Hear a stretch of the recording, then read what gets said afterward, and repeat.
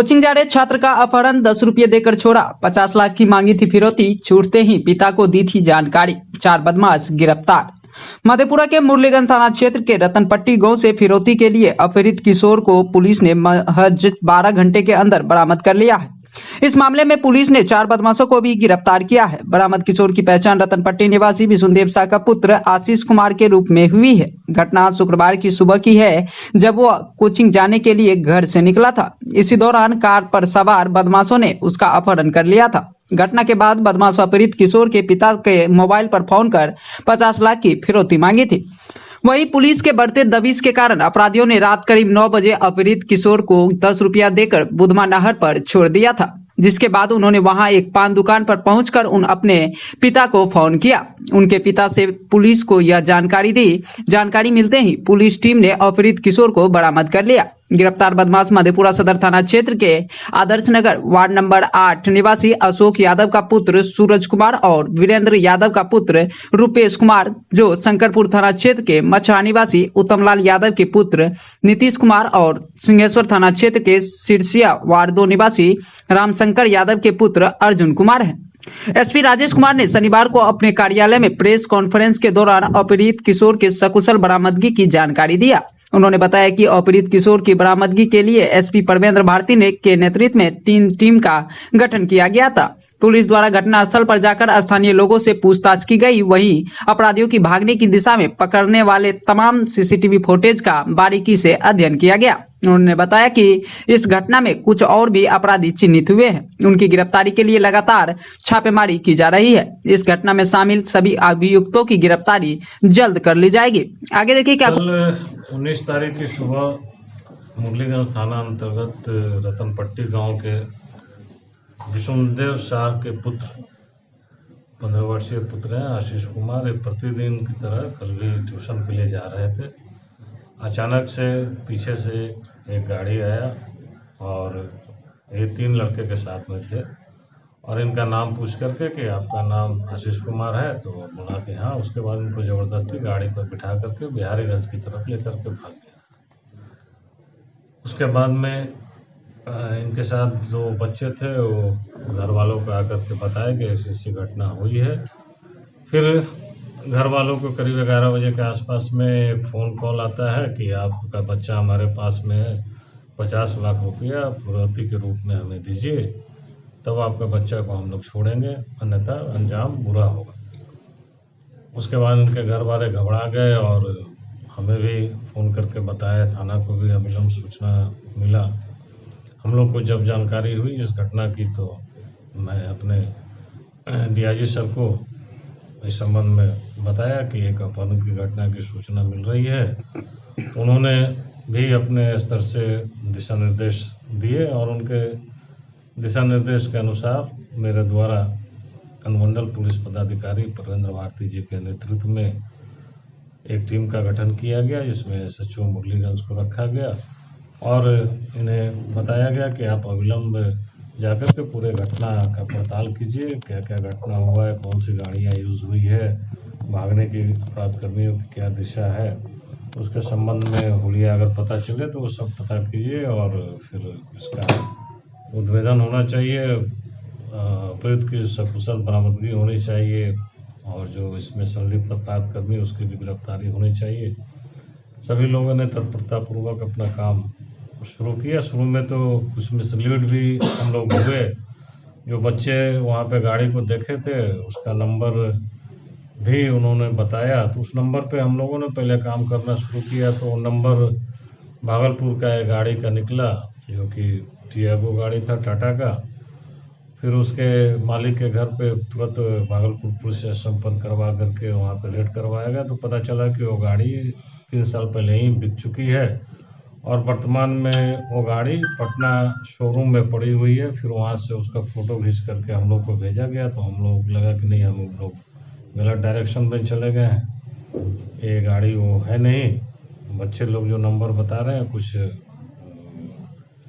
गलत नंबर उन्होंने बता दिया। फिर हम लोग अपने स्तर से इसमें काम आगे बढ़ाए और अपने टेक्निकल सेल को इन्वॉल्व किए और साथ ही हमारे इंस्पेक्टर सुरेंद्र प्रसाद जी और परिश्रमान हमारे डीएसपी आलोक कुमार जी, उन लोगों को घटना स्थल पर भेजा गया और बोला गया कि वहाँ के लोगों से आप पूछताछ कीजिए और जो भागने की दिशा जो है गाड़ी का, उस रास्ते में जितने भी सीसी फुटेज मिलते हैं सभी का बारीकी से आप अध्ययन कीजिए और उस गाड़ी को आइडेंटिफाई कीजिए वो कौन सा गाड़ी है। वो लग गए, उन लोग भी अपने काम में लग गए, हमारे टेक्निकल सेल भी अपने काम में लग गया और इन लोगों के संयुक्त प्रयास से जो कुछ सूत्र हमें मिला, उस सूत्र के पे आगे काम करने के लिए मैंने फिर से एक नया टीम बनाया, जिसमें थानाध्यक्ष मधेपुरा जयप्रकाश चौधरी, थानाध्यक्ष उदा किशनगंज राजकिशोर मंडल, थानाध्यक्ष शंकरपुर रोशन कुमार, थानाध्यक्ष बिहारीगंज अमित रंजन मिश्रा, इन सभी को मिला करके एक टीम को गठन किए तत्काल और इनको लीड पे जो सूत्र मिला था उस पर काम करने के लिए लगा दिया गया। इन लोगों ने बड़ा सक्रियता से तत्परता से अपने काम को किए और इनके प्रयास से रात में 9 बजे अपहृत बालक की सकुशल बरामदगी हुई बुधवा के पास में और इसमें संलिप्त 4 लोगों की गिरफ्तारी भी हो चुकी है। एक्चुअल में जो पुलिस का जो दबिश पड़ना शुरू हुआ और उसमें 1-2 जो उठ गए बहुत जल्दी से, तो घबरा करके जो भी अपराध कर्मी बच्चे को रखे हुए थे इनको छोड़ दी बुधवा के पास। और मज़े की बात यह है कि इन लोग 50,000 की फिरौती की मांग कर रहे थे, लेकिन इतने घबराहट में वो लोग आ गए कि 50,000 लेना भूल करके उल्टे बच्चे को 10 रुपया दिए कि तुम जल्दी से 10 रुपया पकड़ो, तुम्हारे पास पैसा नहीं है, टेम्पो पकड़ के चल जाओ घर, नहीं तो पुलिस हम लोग को पकड़ लेगी। वो बच्चा 10 रुपया लेकर के वहीं पे एक पान दुकान वाले के पास गया और इसको घर वाले का नंबर पता था, वहाँ से उनका फ़ोन से फिर बताया सारी बात को। फिर हम लोगों को सूचना मिली तो हमारी टीम जा कर के तुरंत इस बच्चे को सकुशल वहाँ से ले आया और फिर बच्चे ने भी सारी बातें बताई। हम लोग जिस लाइन पे काम कर रहे थे वही लाइन सामने आया है। अभी इस घटना में कुछ लोग बचे हुए हैं, उसके गिरफ्तारी जो के लिए अपराधी गिरफ्तार हुए हैं कहाँ से हुए हैं? ये सभी मधेपुरा से ही गिरफ्तार हुए हैं और अपराधी किस एक पूर्णिया से भी गिरफ्तार हुआ है। इसमें रात में हमारी टीम वहाँ गई थी, वहाँ से भी एक को पकड़ कर लाया पूर्णिया से, बाकी 3 मधेपुरे से गिरफ्तार हुए हैं और शेष सभी लोगों की चिन्हित पुलिस हमारी कर ली है। बहुत जल्द ही हम लोग उन लोगों को भी गिरफ्तार कर लेंगे और इसमें जो प्रयुक्त गाड़ी है उसको भी हम लोग बहुत जल्द बरामद कर लेंगे। एक्चुअल में ये योजना बहुत पहले से तैयार हो रही थी। इसमें बच्चे के गांव का भी एक लड़का शामिल है और यहाँ पे मधेपुरा में एक मोबाइल दुकान चलाता है, वो लड़का भी इसमें शामिल है। ये सभी लोग मिलकर के पिछले 20 दिनों से इसकी तैयारी कर रहे थे और फर्जी सिम वगैरह सब निकाल करके इसी काम के लिए इन्होंने फर्जी सिम निकाला था और उसी का प्रयोग इस घटना के बाद से उन लोग कर रहे थे कि ताकि पुलिस गुमराह हो जाए। लेकिन हमारी जो टेक्निकल सेल है बड़े बारीकी से बातों को पकड़ा और सही निशाने पे हमारे पुलिस काम की और तत्पश्चात परिणाम स्वरूप इस घटना का हम लोग 12 घंटे के अंदर में उद्भेदन कर लिए हैं। जो गिरफ्तार हुए हैं क्या उन पर पहले से ही अपराधी कोई है इतिहास?